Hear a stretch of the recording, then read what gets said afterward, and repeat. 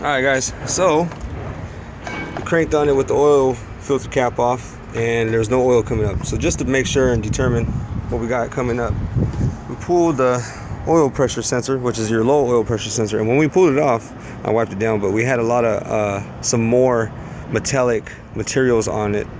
I'm gonna drop a sample once we're done with this test here.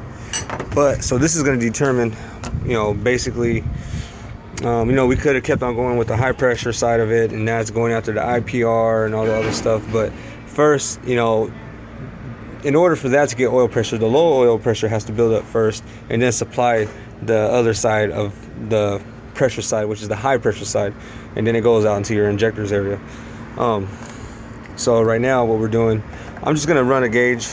This is my gauge for the low side of it. We're gonna crank on it and see what we get coming out of that port. Now if we don't get nothing from the low oil pressure side, then that basically is going to tell me that there's it's a lower oil pressure problem. It could be the pickup tube, but more than likely what I'm going to say is going to be inside that gyrated gear down in there. Basically it's a gear, and it rides on the crankshaft, so when the crank turns, the gear picks up the oil. It's like a pickup gear, and it pushes it up to the top of the engine, supplies everything, supplies the turbo and the high pressure side.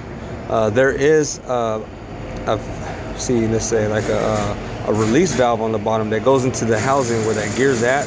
Basically it's a drain bag fitting, and I heard that those get stuck open. I haven't had one happen to me, but the last one that I did with that gear, it's aluminum housing, and it just eats away at the housing, and it allows the pressure just to bypass, and it doesn't build up any pressure. So we're gonna crank on it and see what we got.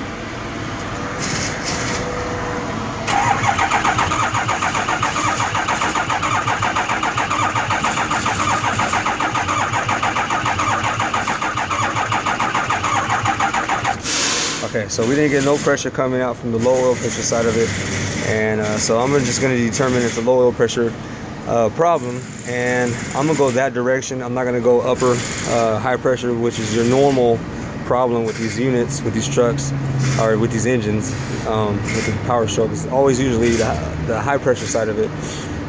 So like I said, we're gonna move forward towards the lower end of the engine, which is the low pressure, the gyrating or gear rating, whatever it is, gear, and we're going to determine with that. I'm going to let the customer know, see what they want to do, if they want to move forward, and go from there.